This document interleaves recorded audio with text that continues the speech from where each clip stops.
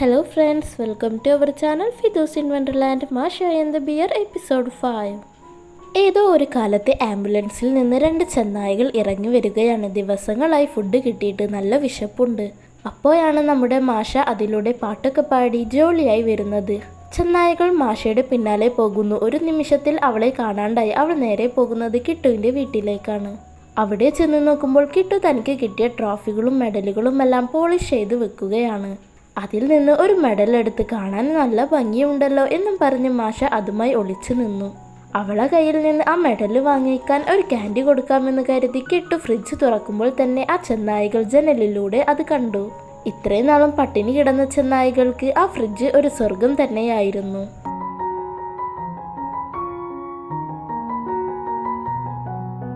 അവരപ്പോൾ തന്നെ ഒരു പദ്ധതി തയ്യാറാക്കുന്നു. മാഷയെ പിടിച്ചുകൊണ്ടുപോയി തിരിച്ചു കിട്ടണമെങ്കിൽ ആ ഫ്രിഡ്ജ് തരണം എന്ന ഡീല് വെക്കാമെന്ന് അവർ തീരുമാനിച്ചു.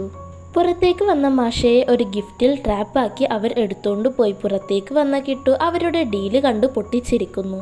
അവർ കഷ്ടപ്പെട്ട് എങ്ങനെയൊക്കെയോ മാഷയെ ആംബുലൻസിന് ഉള്ളിലാക്കി രക്ഷപ്പെട്ടു. നമുക്കിനി ഒരുപാട് ഫുഡ് കിട്ടുമെന്ന് കരുതി സന്തോഷിക്കുന്നു. അപ്പോഴാണ് നമ്മുടെ മാഷയുടെ കുട്ടി കുട്ടി കുസൃതികൾ തുടങ്ങുന്നത്. അവൾ ഒരു മെഡിസിൻ കിറ്റ് എടുത്തിട്ട് പേഷ്യൻസ് ഇങ്ങോട്ടേക്ക് വരും, ഞാൻ നോക്കട്ടെ. അവരെ പരിശോധിക്കുന്നു. അവരുടെ തൊണ്ടയിൽ എന്തോ കുടുങ്ങി. പിന്നെ സൂചി എടുത്തു കുത്തുന്നു. അങ്ങനെ ഒരുപാട് കുസൃതികൾ.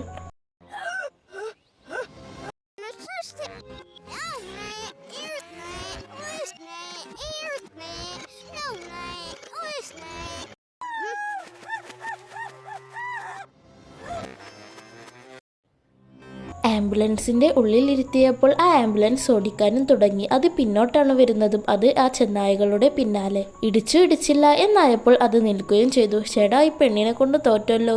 തിരിച്ച് ആ ആംബുലൻസ് ഉന്തി തള്ളി എങ്ങനെയൊക്കെയോ പഴയ സ്ഥലത്ത് കൊണ്ടുപോയി വെച്ചു. അപ്പോഴേക്കും രാത്രിയായി. ക്ഷീണം കൊണ്ട് ആ ചെന്നായകൾ ഉറങ്ങി. എന്നാൽ ഉറക്കത്തിൽ പോലും പേടി സ്വപ്നമായി നമ്മുടെ മാഷയെ കാണുകയാണ്.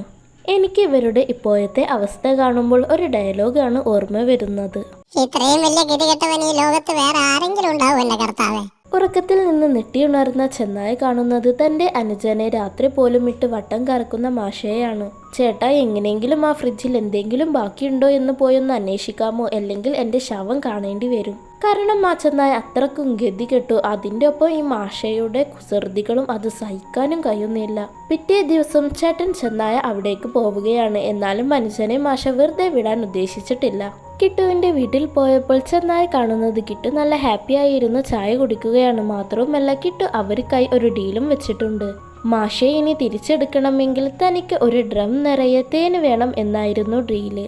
തിരിച്ച് വാനിൻ്റെ അടുത്തെത്തിയ ചെന്നായ കാണുന്നത് തൻ്റെ അനിയൻ ജീവൻ കൊണ്ട് എങ്ങനെയൊക്കെയോ ഓടി രക്ഷപ്പെട്ടു വരുന്നതാണ്. മാഷ അപ്പോഴും എൻ്റെ പേഷ്യൻ്റ് ഇങ്ങോട്ടേക്ക് വരൂ, എൻ്റെ അടുത്തേക്ക് വരൂ എന്ന് പറഞ്ഞുകൊണ്ടേയിരിക്കുകയാണ്. ചേട്ടൻ ചെന്നായ കിട്ടുവിൻ്റെ ഡീല് അനുജന് കാണിച്ചു കൊടുത്തു. പുള്ളിക്കാരന് സന്തോഷമായി. എങ്ങനെയെങ്കിലും ഈ കുട്ടിക്കുസൃതിയെ അവനെ ഏൽപ്പിച്ചാൽ മതി. അങ്ങനെ അവർ ഒരു ഡ്രം നിറയെ തേനുമായി കിട്ടുവിൻ്റെ അടുത്തേക്ക് പോയി. കൂടെ മാഷയും ഉണ്ട്.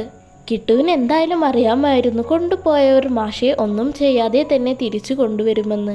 മാത്രവുമല്ല അവനിപ്പോൾ ഫ്രീ ആയി ഒരു ഡ്രം നിറയെ തേനും കിട്ടി. മാഷ ചെന്നായകളെ തിരിച്ചു വിളിച്ചു. എന്നാൽ അവർ കിട്ടിയ ജീവനും കൊണ്ട് അവിടെ നിന്നും ഓടിപ്പോവുകയാണ്. ഇങ്ങനെ ചെന്നായകളുടെ രക്ഷപ്പെടലും കിട്ടുവിന് കിട്ടിയ തേനിൻ്റെ സന്തോഷവും കാണിച്ച് ഈ എപ്പിസോഡ് അവസാനിക്കുന്നു. ഈ എപ്പിസോഡ് നിങ്ങൾക്ക് ഇഷ്ടമായിട്ടുണ്ടെങ്കിൽ തീർച്ചയായും ലൈക്ക് ചെയ്യുക. മാത്രവുമല്ല ചാനൽ സബ്സ്ക്രൈബ് ചെയ്ത് കൂടെയുള്ള ബെല്ലൈക്കൻ ഇനേബിളും ചെയ്യുക. അപ്പോൾ മറ്റൊരു വീഡിയോയുമായി വരുന്നത് വരേക്കും ബൈ.